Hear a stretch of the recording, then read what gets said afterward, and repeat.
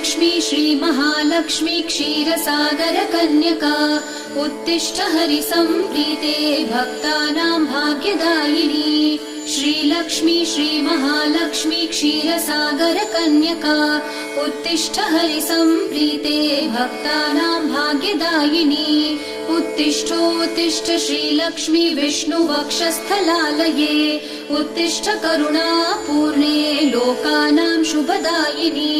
उत्तिष्ठोत्तिष्ठ श्रीलक्ष्मी विष्णुवक्षस्थलालये उत्तिष्ठ करुणापूर्णे लोकानां शुभदायिनी।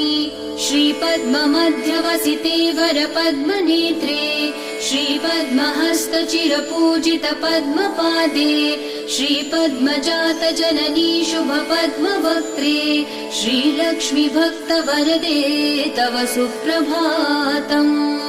श्रीपद्म